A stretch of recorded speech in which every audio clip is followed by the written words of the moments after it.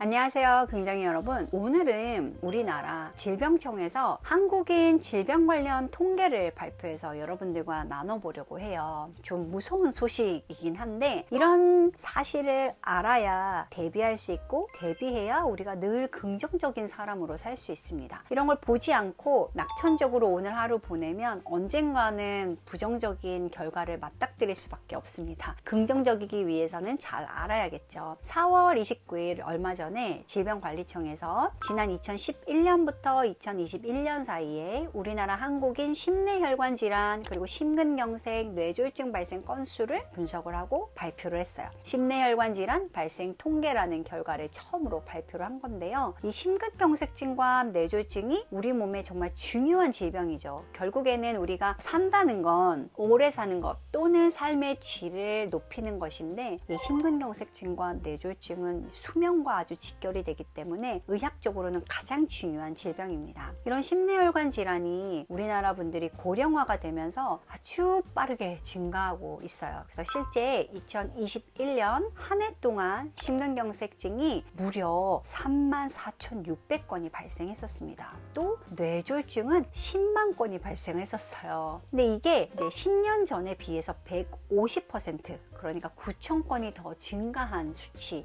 라는 게 놀라운 거죠. 또 이게 남녀 발생률과 치명률의 차이가 좀 있었는데요. 심근경색은 심장에 혈류 공급이 잘 안 돼서 심근경색이 생기는 건데요. 이 심근경색의 발생률이 남자가 여자보다 압도적으로 높아요. 2배 이상 높아요. 그런데 치명률, 이게 발생했을 때 사망과 연결되는 건 여성분들이 훨씬 높았습니다. 특히 65세 이상에서는 심근경색 치명률이 거의 27%, 뇌졸중은 거의 31%에 달했어요. 그러니까 연세가 들어가면서는 이 질병에 걸리면 금방 나빠질 수 있다는 거예요. 오히려 이제 젊은 분들은 심근경색이나 뇌졸중이 있더라도 회복을 잘 하고 재활을 하실 수 있는데 어르신들 같은 경우에는 이게 한번 생기면 아주 빠르게 나빠질 수 있다는 거죠. 특히 여자분들이 그럴 수 있었는데 여자분들은 두 가지 이유 때문이에요. 발생하는 나이가 더 고령이기도 하고요. 그 당시에 근력을 포함한 건강 상태가 조금 더 안 좋기 때문입니다. 그러면 이 심근경색증과 뇌졸중 어떻게 대비해야 할까요? 일단 조기 증상을 인지했을 때 빠르게 대처하는 게 중요합니다. 이 두 질환이 심각한 질병, 심각한 상황, 즉 사망과 직결되기 때문입니다. 심근경색의 초기 증상은 어떤 거냐면요. 갑작스럽게 가슴 중앙이, 기억할 건 심장은 왼쪽에 있지만 심장으로 인한 통증은 가슴 중앙이 아프고요. 날카롭지 않습니다. 묵직한 통증이에요. 보통 바위에 눌린 듯한, 어디라고 말하기는 어려운데 가슴 전체가 압박되는 느낌, 그러면서 숨이 차고 어떤 경우에는 이제 뻗치는 통증 때문에 팔이나 어깨, 목, 턱 또는 등 이런 데가 같이 불편할 수 있고요. 당뇨가 있거나 이런 분들은 이런 감각이 조금 무뎌져서 그냥 소화가 안 되는 느낌처럼 명치가 답답한 느낌, 이렇게 말씀하시기도 합니다. 또 식은땀이 나고 어지러울 수 있어요. 이런 경우에는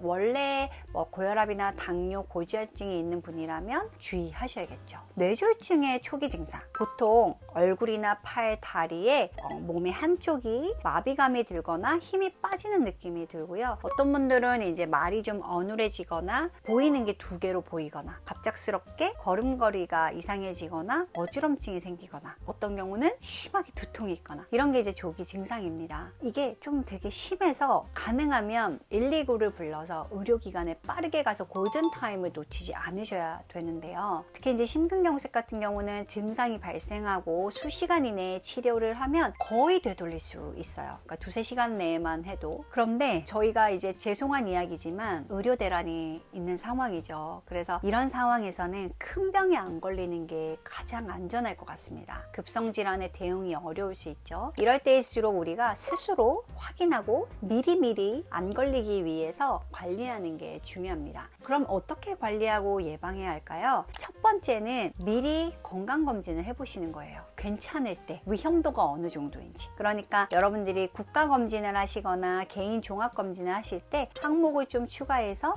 심근경색 위험이 있는지 보는 겁니다. 심근경색 위험을 볼 때 위험 요인은 혈액검사로 알 수 있어요. 혈압, 콜레스테롤, 혈당 이 지표들을 가지고 위험 요인을 평가할 수 있고요. 그리고 생활 습관을 문진하는 걸로도 어느 정도 예측이 가능한데요. 얼마나 체중이 나가시는지, 또 흡연은 어떻게 하고 있는지, 술은 어떻게 드시고 있는지, 수면은 괜찮은지 이런 걸 통해서 위험도를 확인할 수 있어요. 두 번째는요. 고혈압, 고지혈증, 당뇨가 있으시다면 이 수치를 잘 조절하기 위해서 노력하셔야 됩니다. 가끔 혈압약, 고지혈증약, 당뇨약을 계속 먹어야 되는지 물어보시는 경우가 있는데요. 항상 기억할 건 우리가 혈압, 당뇨, 고지혈증을 관리하는 목적은 심근경색이나 협심증 그리고 뇌졸중을 예방하기 위함입니다. 그러니까 수치가 괜찮으면 약을 줄일 수는 있겠죠. 하지만 수치가 괜찮지 않은데 끊으시는 건 더 큰 병으로 더 많은 약을 먹게 될 수 있다는 걸 기억하셔야 됩니다. 세 번째는 여러분들이 할 수 있는 거예요. 흡연, 담배를 태우고 있는 분들은 반드시 끊으셔야 되고요. 간접 흡연도 가능하면 하지 않는 것이 좋습니다. 또 식습관은 과일, 채소를 포함해서 신선식품을 드시는데 어르신들 중에는 특히 이제 건강에 관심이 생기게 되면 고기를